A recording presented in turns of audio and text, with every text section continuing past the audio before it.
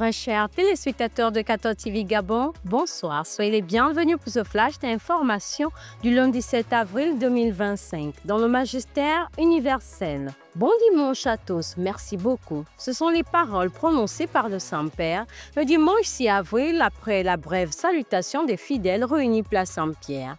Dans son texte publié par la salle de presse pour l'Angélus, le pape François insiste sur le doigt de Dieu qui écrit dans le sable une nouvelle histoire de la femme adultère que les scribes et les pharisiens veulent lapider pour son péché.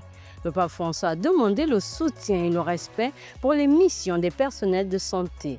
Avant de conclure sa prière, le pape François a appelé à la paix partout dans le monde tout en dénonçant la violence qui s'abat sur Haïti où 2 religieuses ont été assassinées le lundi 31 mars 2025 dernier. Toujours au Vatican, c'est le dimanche 6 avril 2025 que s'est achevé sur la place Saint-Pierre le jubilé des malades et du monde de la santé. Dans son homélie lue par le propre-préfet du Dicaster pour l'évangélisation, Monseigneur Rino Fisichella, le pape François a demandé de ne pas exclure les plus fragiles. En effet, pour le pape François, la chambre d'hôpital ou le lit de l'infirme peut devenir un lieu saint, permettant ainsi d'entendre la voix du Seigneur et renouveler sa foi.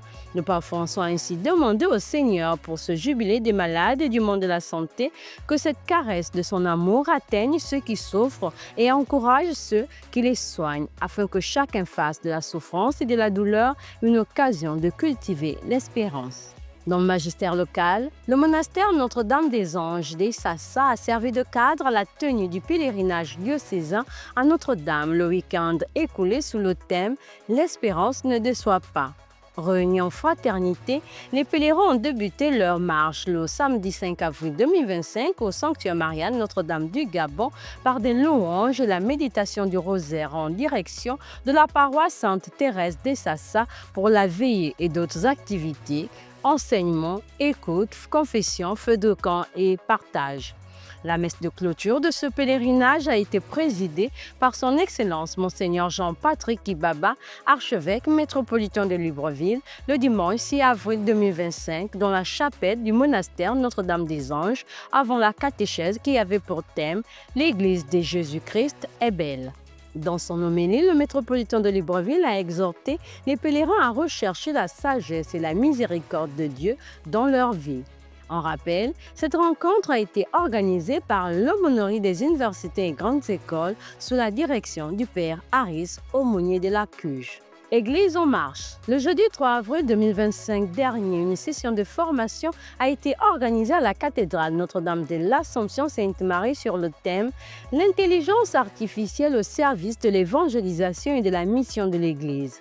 En présence des clercs, des religieux et religieuses, les diacres et les séminaristes, le but de cette formation était de les sensibiliser sur les enjeux et opportunités de l'intelligence artificielle dans la mission de l'Église, d'amener les uns et les autres à identifier les applications de l'intelligence artificielle pouvant être utilisées pour l'évangélisation et la mission pastorale et enfin de leur donner des outils d'analyse des défis éthiques et théologiques liés à l'usage de l'intelligence artificielle dans la vie de l'Église. En rappel, c'est l'abbé Jean-David Ndangambomdo, coordinateur de la commission catéchèse et formation permanente qui a organisé cette session. Suivre le Christ par la pensée, vivre la passion du Christ en méditant le chemin de croix.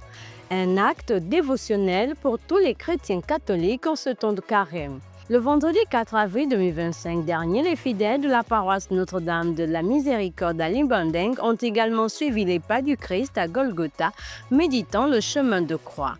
Une occasion pour chaque chrétien d'aimer davantage, de pardonner, de partager et de prier avant la célébration de la mort et de la résurrection de Jésus-Christ. Allons dans le diocèse de Port-Gentil.